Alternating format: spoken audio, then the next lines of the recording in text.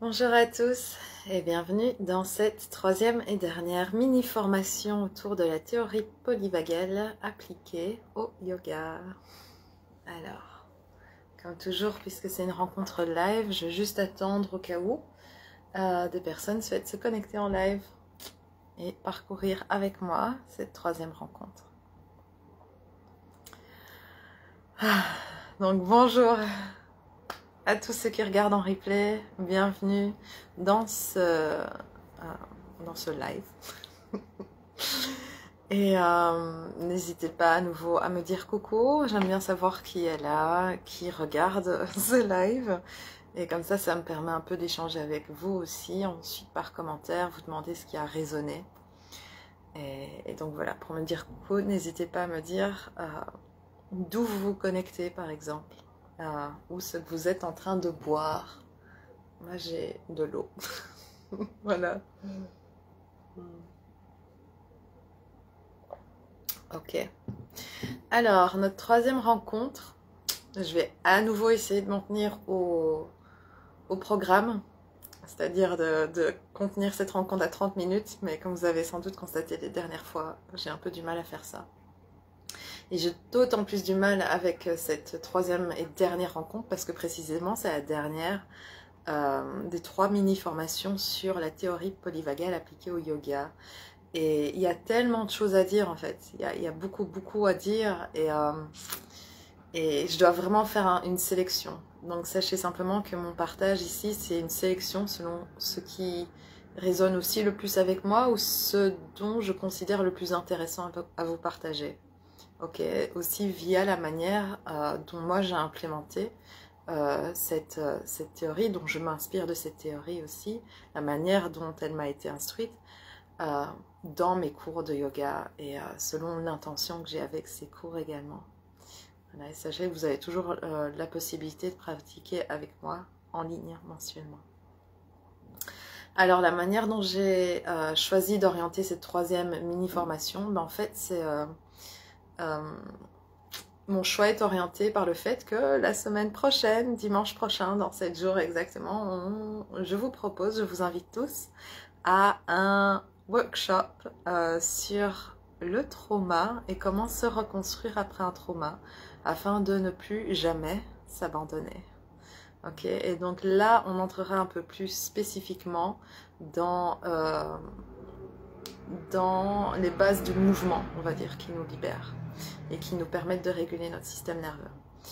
Et ce partage-là de la semaine prochaine se base évidemment sur ce partage-ci sur la théorie polyvagale. Sauf que je ne vais pas rentrer dans les détails de la théorie polyvagale, c'est un peu un implicite de ma formation, de mon approche.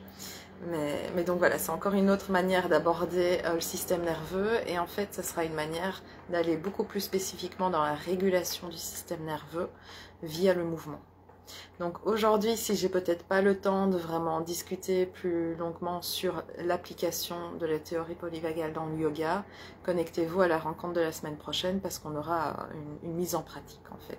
Je vais vous guider à travers 5 étapes, 5 clés somatiques pour une mise en pratique du mouvement à visée de régulation du système nerveux. Ok, commençons cette rencontre. Donc aujourd'hui, la mini-formation a pour thème la régulation du système nerveux via ce qu'on retrouve parfois sous le terme de tonus vagal, de tonifier son nerf vague. Vous vous rappelez qu'on a 2 branches, ok, du nerf vague. Et aujourd'hui, j'ai envie de vous parler de l'autorégulation, parce que c'est nous qui faisons ce travail sur soi-même, de réguler, donc de rééquilibrer nos états intérieurs. Donc auto, parce que c'est nous qui le faisons avec soi-même. Tandis que quand on est dans la co-régulation, on se sert d'un objet régulé ou d'une personne régulée extérieure pour réguler son propre être. Mais je trouve que parfois, juste pour remarque, les frontières sont un peu floues. Mais bref, on est dans l'autorégulation via la tonification du nerf vague.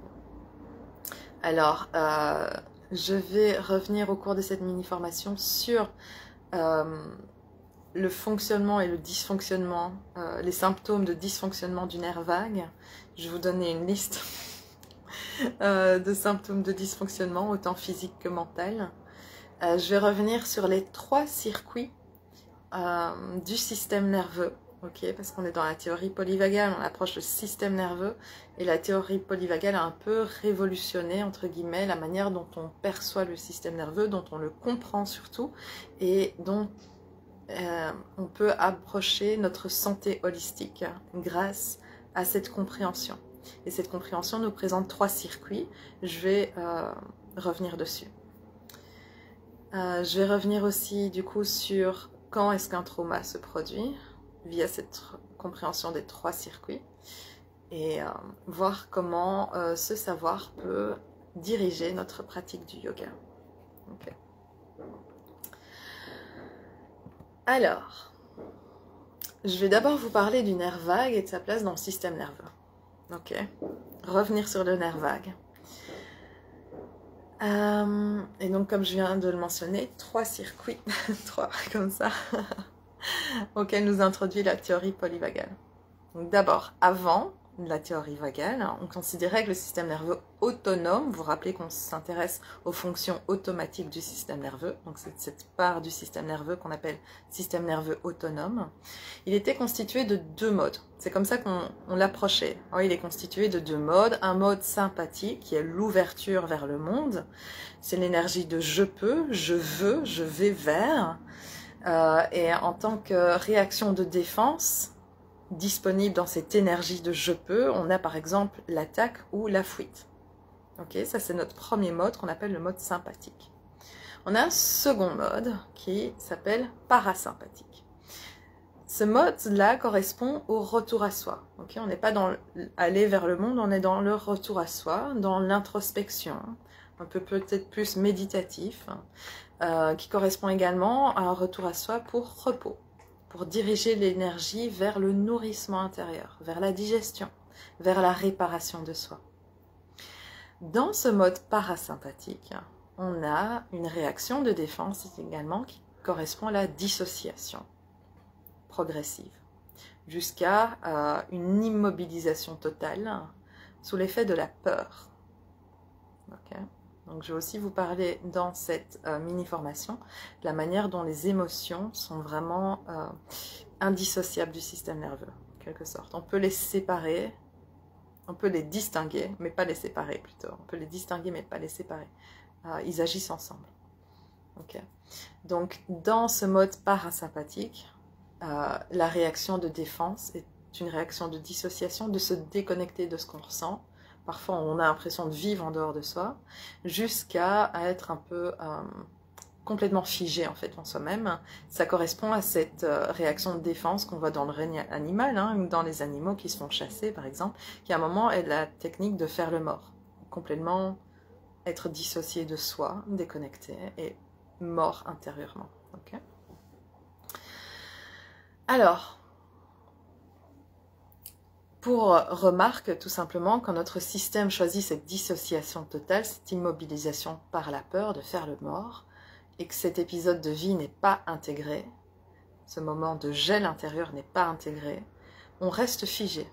C'est un moment qui reste figé en soi. C'est une partie de nous qui va se figer. Je vais y revenir la semaine prochaine. Okay. Ce refus du système nerveux à recevoir l'information a pour conséquence que cette information retourne dans nos tissus, se loger et figer cette partie de notre corps. Et tant que cette partie de notre corps reste là, on appelle ça un trauma, okay, ou une charge traumatique. C'est ça, un trauma en quelque sorte. Maintenant, ce qui se passe avec, en tout cas, c'est la manière dont Stephen Porges définit un trauma, c'est cette réaction de défense. Quand il y a dissociation totale, il y a trauma. Je reviendrai sur ce qu'est un trauma la semaine prochaine, je ne veux pas aller plus loin aujourd'hui. Avec la théorie polyvagale maintenant, on gagne un peu plus en clarté sur la fonction du système nerveux et sur notre approche du trauma également. Et donc sur notre approche de la régulation de notre système nerveux.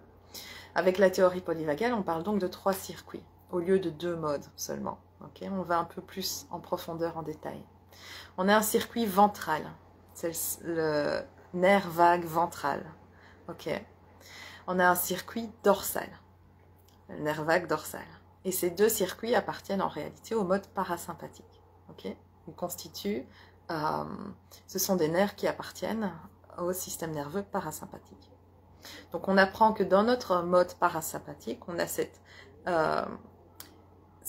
connexion ventrale, qui va être source de support, d'ancrage dans la sécurité, qui va être source de nourrissement intérieur, de digestion, qui va simplement être source de soi, de se nourrir profondément, source de connexion à soi et d'ouverture sécurisante à autrui.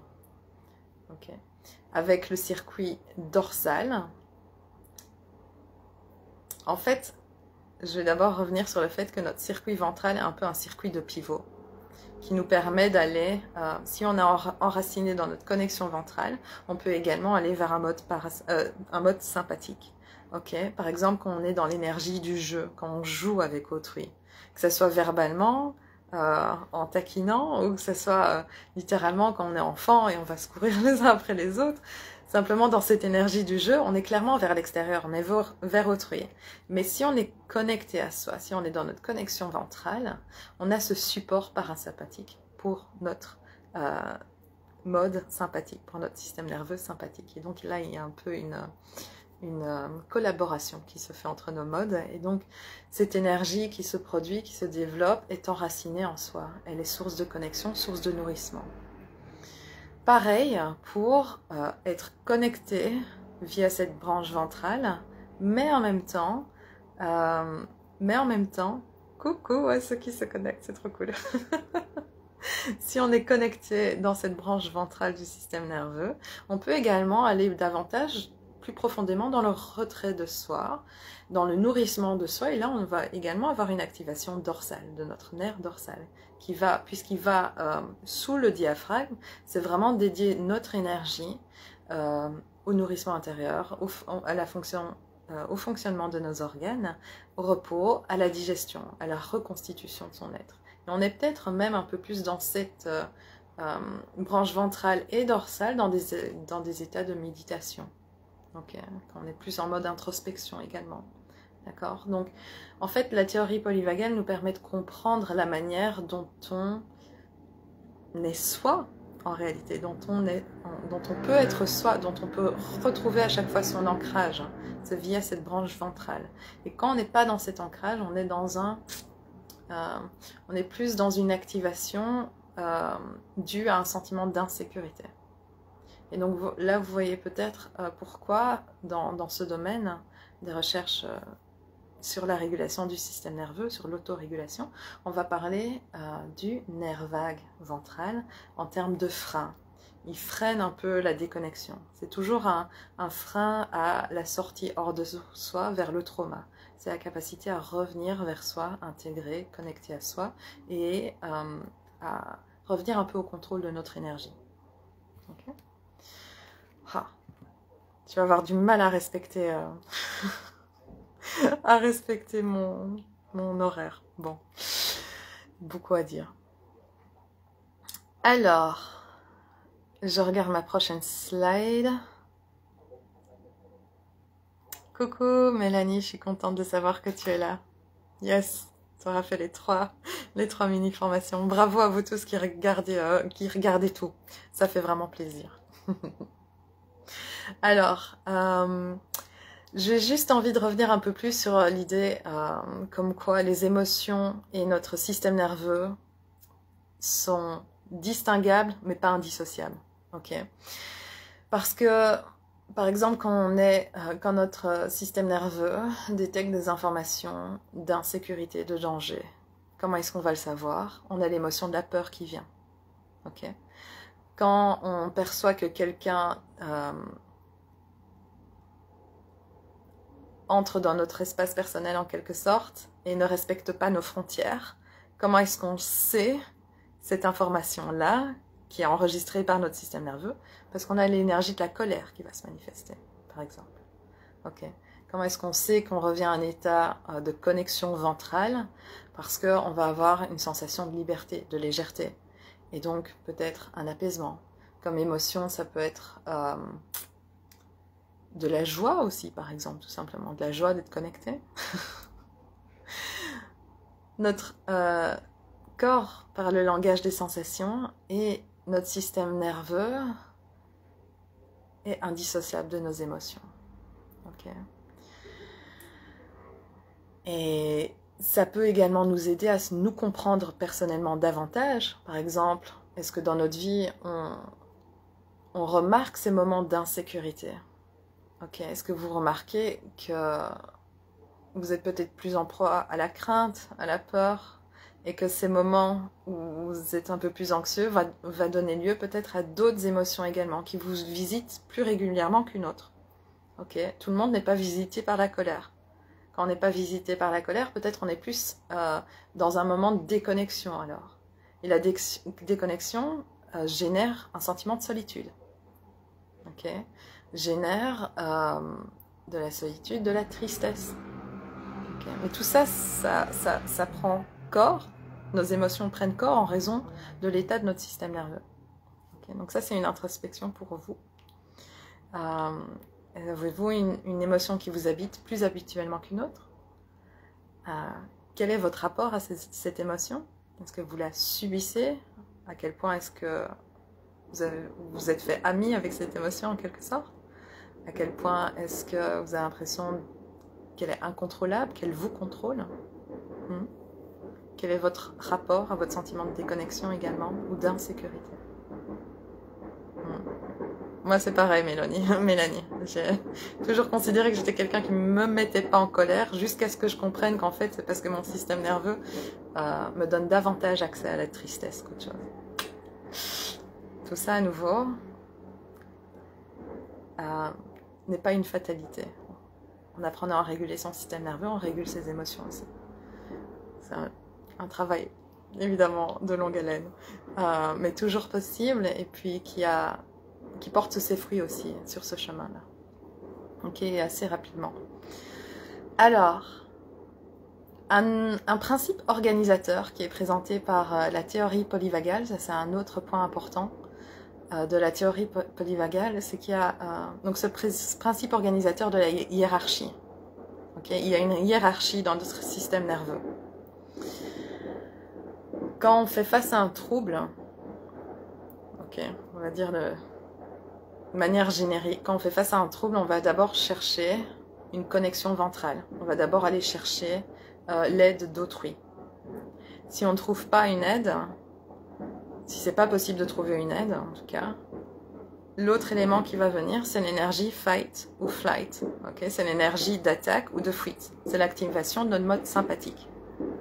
Si pour une certaine raison, si par habitude peut-être, on n'a pas accès à ce type d'énergie, et comme je viens de le dire, peut-être vous êtes comme moi, davantage directement en raison d'épisodes qui se sont répétés au cours de notre vie, davantage directement dans la déconnexion, et bien c'est là où on va en fait, c'est la troisième étape, c'est vers l'étape de déconnexion-dissociation. Okay. Et c'est là qu'une charge traumatique se crée. Pour commencer à intégrer cette charge traumatique, il va falloir également reparcourir un peu cette hiérarchie, c'est-à-dire parvenir à monter hors de soi, vers le monde extérieur, et vers trouver une source, une personne, ou un ancrage sécurisant dans l'instant présent, quelque chose qui nous corrégule, okay, qui nous permet de revenir à notre nerf vague ventral, à notre connexion ventrale. Ok. Alors, je vais passer à l'idée à la slide suivante, tout simplement. Donc, comme je le disais au début, en fait, de cette mini-formation, tonifier son nerf vague, ça veut dire augmenter sa résilience au niveau du système nerveux. Ça veut dire parvenir à s'autoréguler. Et l'autorégulation désigne cette faculté à agrandir ce qu'on se permet de ressentir, ce à quoi on est ce dont on est capable de ressentir. Okay. L'autorégulation, c'est autant se permettre de dire oui que de dire non. C'est autant se permettre de dire oui à notre connexion ventrale, ce qui n'est pas toujours facile, de dire oui à la connexion. Commencer à dire oui, petit bout par petit bout, hein, c'est pas s'ouvrir à 100%, hein, mais peut-être si on était à 5%, c'est s'ouvrir à 7%. pourquoi pas, et puis aller petit bout par petit bout vers ce oui à la connexion. Et en même temps, la capacité à ressentir notre non. Okay. Et ça, c'est pas facile non plus. À ressentir nos états de... Si on est dans des états de dissociation plutôt répétés, d'être capable de ressentir qu'on est en train de mettre nos limites là, c'est trop pour nous, c'est trop de stimuli. Et être capable de demeurer avec son non, de demeurer avec cette résistance. Et là, petit à petit, notre capacité à ressentir ce qui était désagréable s'agrandit, et donc la dissociation s'amoindrit également. Ça vaut également pour tout ce qui génère trop d'énergie en nous, trop de tension. Si on est dans des réactions répétées de colère, par exemple, ou cette énergie qui monte, cette impatience, peut-être due au stress, hein, notre vie quotidienne, hein, je pense qu'on passe tous par là, ou trop de soucis, trop d'anxiété, qui va commencer à générer autre chose. Est-ce qu'on peut d'abord commencer à mettre une pause et accepter de ressentir son corps dans ce qu'il est en train de contenir? Peut-être c'est beaucoup de tension. Est-ce qu'on peut être présent à son corps en tension? Commencer à travailler donc avec les sensations d'abord. Et puis voir qu'on peut contenir ces sensations. Ça, c'est un travail qu'on peut faire dans le yoga. Je le glisse là juste au cas où j'ai pas tellement de temps d'en parler à la fin. Parce que j'aimerais bien respecter mon horaire. Ok, donc l'autorégulation ou tonifier son nerf vague, c'est cette capacité à rester ancré dans notre connexion ventrale, dans notre connexion à nous-mêmes et à notre environnement, au moment présent. Est-ce qu'on peut ne pas se déconnecter et aller juste vers une activation de défense, que ce soit dans ce mode sympathique, de la fuite ou de l'attaque, ou que ce soit dans le mode parasympathique de la dissociation progressive? Est-ce que je peux rester un petit peu plus longtemps, un petit peu plus dans ma connexion ventrale? Ok. Et cette connexion ventrale s'apparente vraiment à cette idée que je présenterai dans le workshop de la semaine prochaine, qui est de ne plus jamais s'abandonner. Parce qu'on développe notre capacité à ressentir, okay, à rester connecté. Okay. Malgré le fait que, et ça c'est difficile, on a tellement répété et répété nos automatismes, parce qu'on est dans le système nerveux autonome, automatique, c'est tellement difficile qu'il faut répéter et répéter également cette pratique. Okay, c'est comme ça que parfois on se dit « Oh, c'est dur ». C'est vrai. Mais en répétant et répétant, on se donne toujours la possibilité de créer un peu plus d'espace dans nos réactions et de créer un nouveau potentiel, une nouvelle perspective sur notre présent et des nouvelles perspectives d'avenir également. De changer en fait ce qu'on a appris à reproduire du fait des événements passés. Okay, donc on n'est jamais emprisonné dans notre passé. Il y a toujours une possibilité de réécrire. Et c'est via cet ancrage dans le nerf vague qui permet ensuite une régulation et une reprogrammation de notre système nerveux. Et des connexions, okay, de nos automatismes. Je reviendrai là-dessus dans le workshop de la semaine prochaine. J'espère vous y voir si ça vous intéresse. Alors, comment se présentent les symptômes de dysfonctionnement du nerf vague? Quelles sont les répercussions de ce faible tonus vague, du nerf vague, sur notre santé? Je vais vous en présenter quelques-uns et vous allez voir à quel point les émotions et le système nerveux sont connectés. Parce qu'en fait, les troubles sont autant physiques qu'émotionnels, ou mentaux, ou comportementaux. Okay. D'un point de vue physique, on va de manière générale avoir, si on accuse donc une faiblesse de tonus vague, hein, on va avoir beaucoup de symptômes. Possible, ok, ça ne veut pas dire qu'on les aura tous, mais possiblement, les symptômes que je vais vous citer sont dus à une faiblesse du tonus vagal. Tonus vagal, je pense que c'est plus correct de le dire comme ça. Alors, tension musculaire, migraine, douleur au dos, mâchoire, douleur dans la mâchoire ou dents qui grincent. Tension du visage, des yeux. Vous vous souvenez peut-être dans la mini-formation 2 qu'on a aussi des nerfs connectés à une branche du nerf vague ventral dans le visage. Tension dans les mains. Oh, non, les mains et les pieds froids. Alors ça, pour moi, les mains et les pieds froids, c'est quelque chose qui a complètement changé à partir du moment où j'ai introduit cette approche trauma-informed dans mon yoga. J'étais quelqu'un qui avait toujours les mains et les pieds froids et je disais « Oh, ma circulation est mauvaise ». Oui, mais la circulation est réglée par le nerf vague. Oui, par le nerf vague, par notre système nerveux. Donc une fois qu'on commence à réguler ça, en fait, on se rend compte que notre circulation change et tout d'un coup, voilà, mes mains constamment froides, dès lors qu'il y avait un petit changement de température, mes mains demeurent chaudes, mes pieds demeurent chauds et je n'ai plus cette impression d'avoir les bouts des doigts gelés ou les pieds gelés. Et c'est pas juste parce que je suis à Taïwan, ok? Quand je suis pas à Taïwan, c'est ça qui se passe. Et même ici en janvier, il fait quand même assez froid parce qu'on n'a pas de chauffage central. Bref, les mains et les pieds froids. On a des sueurs inhabituelles. On peut développer de l'arthrite aussi de raison de dysfonctionnement du tonus vagal. Nervosité, vertige, boules dans la gorge, problèmes cardiaques ou pulmonaires, asthme, hyperventilation, difficultés respiratoires, pression artérielle élevée, problèmes digestifs en tout genre, pauvre système immunitaire. Parce que notre système nerveux est également connecté au système immunitaire, comme il est connecté au système hormonal et comme il est connecté à ce qu'on appelle le système émotionnel. Ça fait beaucoup et j'ai même pas tout mis. Okay. Alors, au niveau des impacts sur notre santé émotionnelle, ça va être irritabilité, colère, se sentir déprimé de manière chronique, désespéré, léthargie, activation forte du niveau de la branche dorsale, sans connexion ventrale, léthargie, pleurs faciles, crise de larmes, répétée, anxiété générale, poids sur la poitrine, peur chronique, cauchemar, agitation, difficulté à s'endormir ou troubles du sommeil, difficulté de la concentration, pauvre mémoire, frustration, problèmes comportementaux tels développement d'addiction ou autres, troubles relationnels, difficulté à faire confiance, à être d'accord, difficulté au niveau de notre sexualité aussi, de s'épanouir dans notre sexualité, difficulté à prendre des décisions, etc.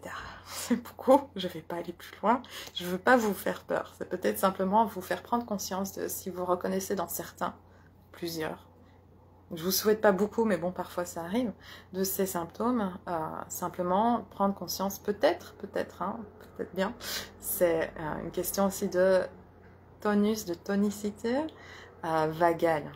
Mais la bonne nouvelle, c'est qu'il y a un chemin à parcourir. C'est que c'est pas juste des symptômes qui nous tombent dessus et qui nous victimisent, qui nous enferment.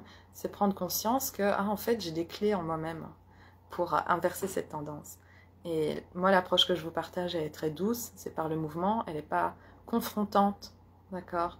C'est juste commencer à renouer avec son corps, petit à petit, selon ce qui vous convient.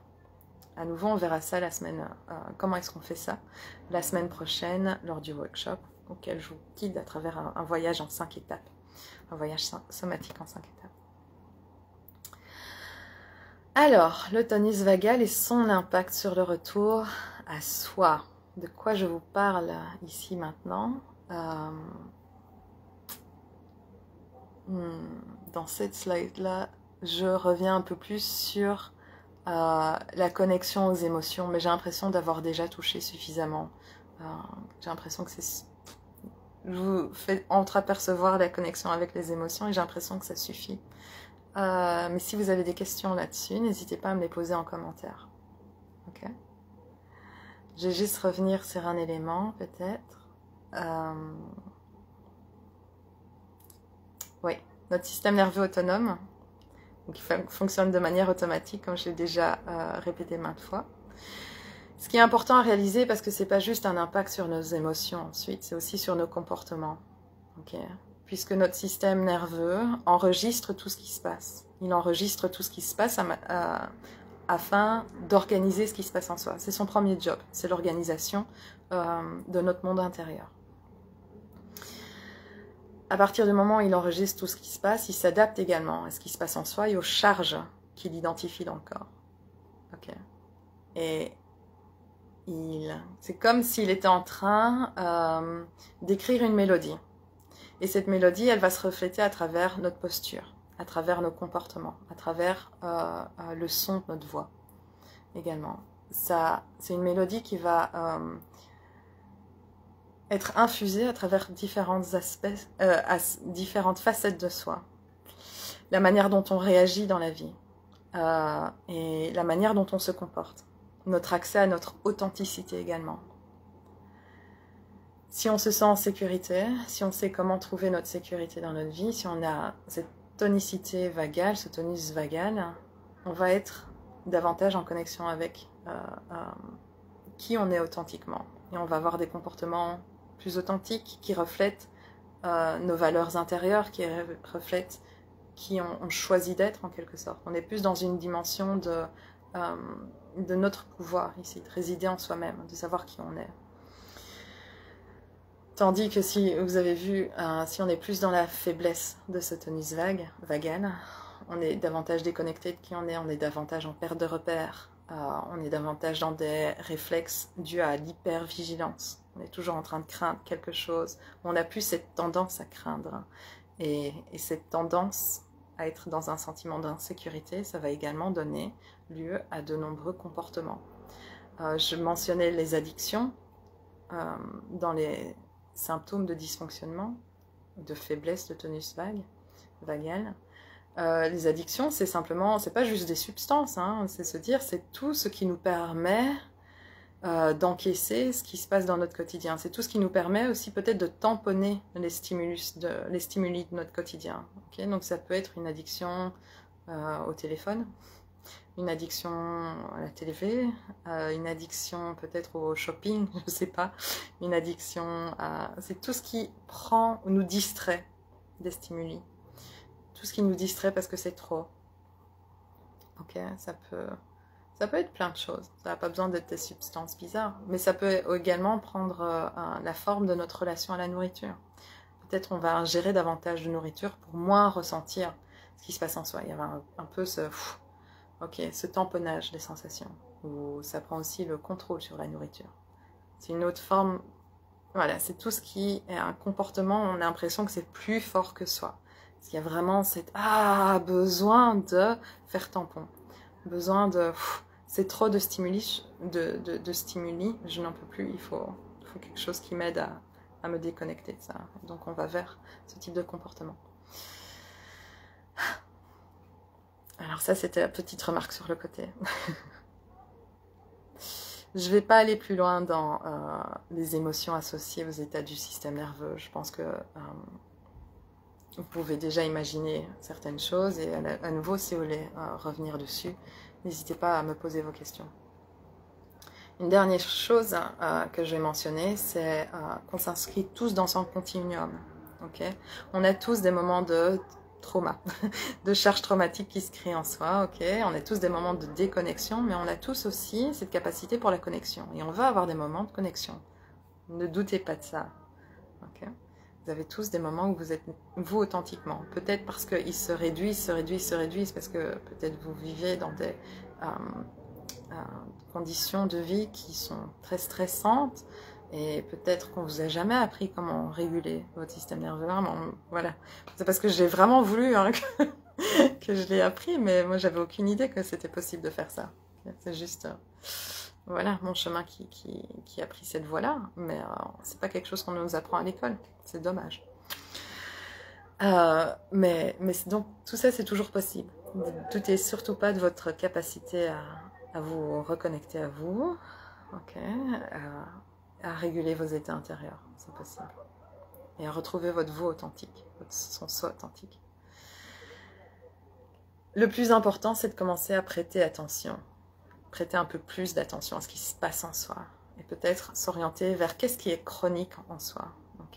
Orienter un peu cette réflexion, cette introspection, qu'est-ce qui est chronique en moi, qu'est-ce qui se répète en moi, malgré moi en quelque sorte, dans cette idée d'automatisme, de système nerveux autonome. Peut-être une difficulté à dire oui, une difficulté à dire non, une difficulté à utiliser sa voix. Si vous êtes souvent dans des états chroniques de dissociation, c'est peut-être même dur de dire ce qui se passe à l'intérieur de vous. Non pas que vous ressentez pas tellement ce qui se passe à l'intérieur de vous, mais parce que nos traumas se passent également dans nos relations. Donc si on n'a pas été validé dans nos relations par rapport à ce qu'on ressentait, on n'a jamais eu cette habitude d'utiliser sa voix pour dire comment on se ressent. parce que peut-être on n'a jamais été accueilli aussi dans le partage de notre soi authentique. Donc peut-être on a tendance à taire sa voix intérieure, à taire son soi authentique. Ça ne veut pas dire qu'on en est forcément totalement déconnecté. C'est juste peut-être la verbalisation est quelque chose de difficile. Ou alors vous remarquez peut-être de manière chronique que votre respiration est affectée, que votre souffle est souvent coupé, vous avez peut-être des troubles respiratoires.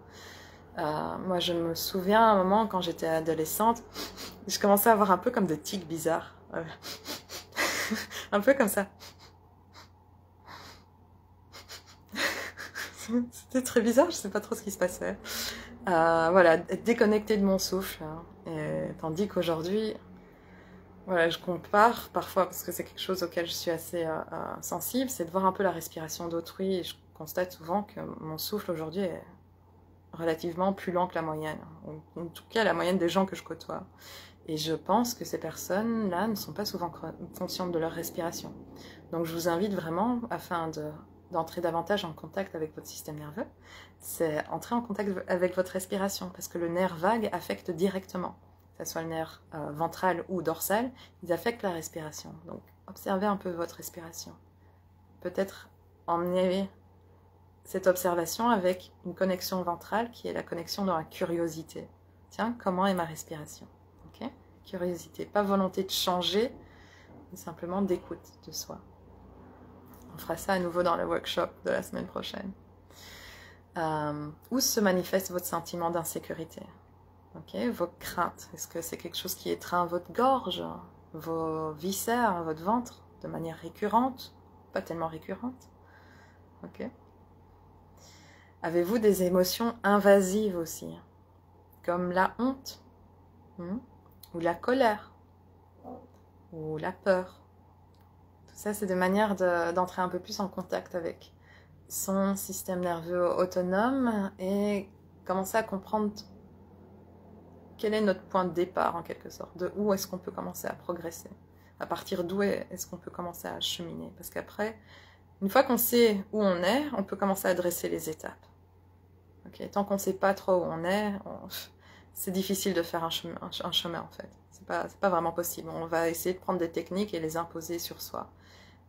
Mais c'est pas comme ça que ça marche. Et c'est un peu mon idée avec comment implémenter tout ça dans le yoga.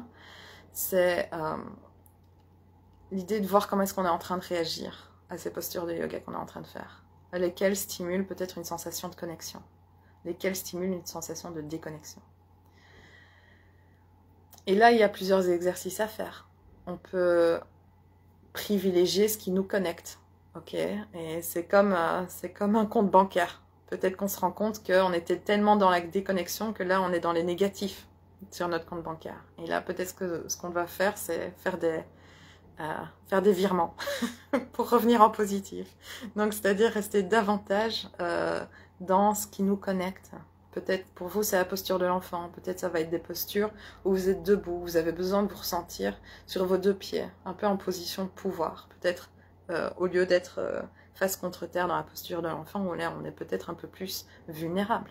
Ok, c'est commencer à prendre conscience comment est-ce qu'on est affecté par ces postures et revenir en positif. Ok.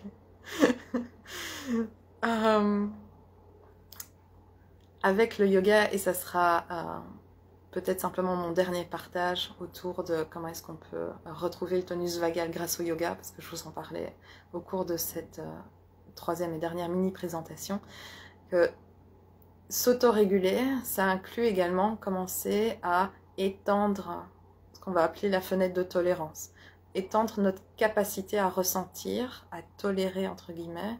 Je ne sais pas comment vous ressentez ce mot tolérer, mais c'est pas toujours très connoté positivement, donc je préfère dire capacité à ressentir, ou capacité tout simplement. Capacité de présence, à être de plus en plus présence, autant à ce qui nous met en connexion, à nouveau parce que c'est pas toujours facile d'accepter la connexion, comme c'est pas toujours facile d'accepter des marques d'attention d'autrui. On va dire mais non, il faut pas faire ça. Ou quand quelqu'un nous donne des compliments, c'est pas facile de les recevoir. C'est un peu cette idée-là. Être capable de contenir sa joie, de contenir, et peut-être ça nous prend beaucoup de temps de parvenir à la joie, selon là où on commence. Mais capacité à contenir tout simplement des éléments qui nous mettent en sécurité, qui nous connectent. Okay. Petit à petit, il y a vraiment une idée de dosage. Dans le yoga, c'est commencer à s'ouvrir à ce qui nous fait du bien dans certaines postures, à dire oui à ces moments de bien-être, et à noter dans le corps où est-ce qu'il se manifeste. Okay. Vraiment, nourrissez votre système nerveux en lui envoyant, en amenant votre conscience en fait, ou en conscientisant ces sensations de bien-être. Conscientiser les sensations de bien-être. C'est nourrir son système nerveux et petit à petit agrandir sa capacité à être présent à ce qui nous nourrit. Je reviendrai vers les questions à la fin.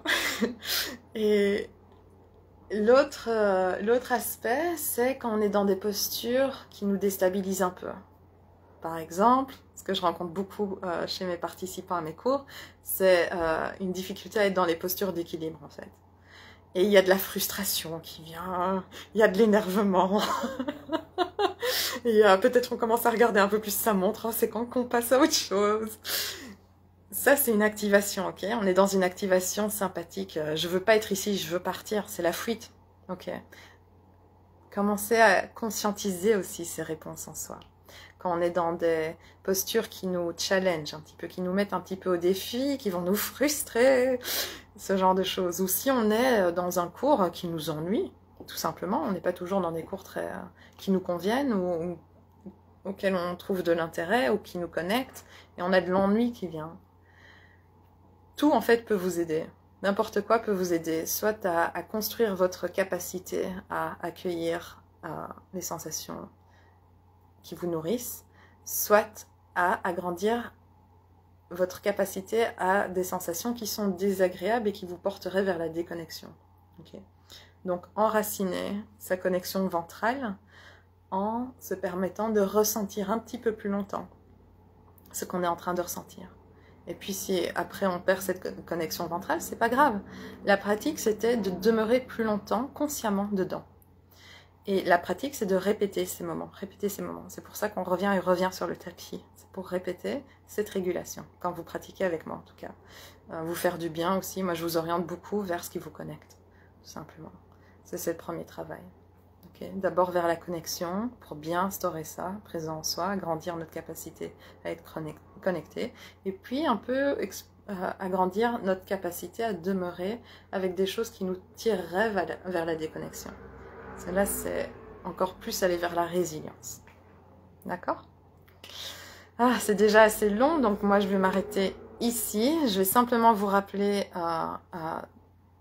que vous êtes chaleureusement invité à ce workshop de la semaine prochaine, qui est un workshop gratuit qui aura lieu sur ce groupe à nouveau. Je vous inviterai vraiment à regarder en fait sur les événements du groupe et à vous inscrire pour être sûr de ne pas le manquer, parce qu'il ne va pas être accessible ad vitam aeternam, c'est seulement pour 7 jours. Parce que c'est un workshop qui vous introduit également à mon prochain programme, à ma prochaine invitation de pratiquer avec moi en ligne pour un accompagnement collectif et privé de 2 mois. Voilà, de janvier à début février. Et il y a une super offre à la clé, je vous en parlerai dans le workshop prochain, mais simplement rejoignez-moi la semaine prochaine pour avoir ce petit voyage somatique, cette petite mise en bouche somatique. Alors, si vous avez des questions, n'hésitez pas à me les poser par commentaire, que vous soyez en live ou en replay. Et maintenant, je vais juste revenir vers Mélanie qui a envoyé des messages. Alors, c'est effectivement difficile d'accepter un compliment ou quelque chose, une attention positive vers soi. Et je pense que c'est quelque chose qu'on réalise pas forcément et pourtant qui est partout autour de nous. Je pense, on voit que même quand on fait un cadeau à quelqu'un, il y a certaines personnes qui ont vraiment du mal à les recevoir, comme si c'était trop que de leur accorder une attention ou qui s'estimaient ne pas être à la hauteur de cette attention, qu'ils ne méritaient pas cette attention en quelque sorte. Et là, ça, on touche aussi un peu un trauma relationnel en fait, qui est sans doute davantage en relation avec quand on était beaucoup plus jeune et enfant, à une période de l'enfance. Alors, est-ce que ça a un rapport avec le trauma, avec trauma et nerf vague? Donc j'imagine Mélanie, ta question du rapport avec le trauma et le nerf vague, c'est la difficulté à accepter un compliment ou quelque chose de positif à son encontre. Tout à fait. À mes yeux. Voilà. Oui. Comme je viens de le dire, c'est peut-être, à mes yeux, ça serait davantage lié à l'idée, peut-être c'est une habitude, qu'on n'a pas eu l'habitude de recevoir, et peut-être en tant qu'enfant, on devait prouver beaucoup de choses, ou donner davantage que recevoir. J'ai l'impression que ça pourrait être lié, par exemple, si vous avez un perfectionniste intérieur assez présent, peut-être vous avez une difficulté à accepter les compliments. En même temps, c'est tout ce qu'on attend, c'est d'être complimenté, d'être validé, d'être reconnu, et en même temps, c'est quelque chose qu'on craint.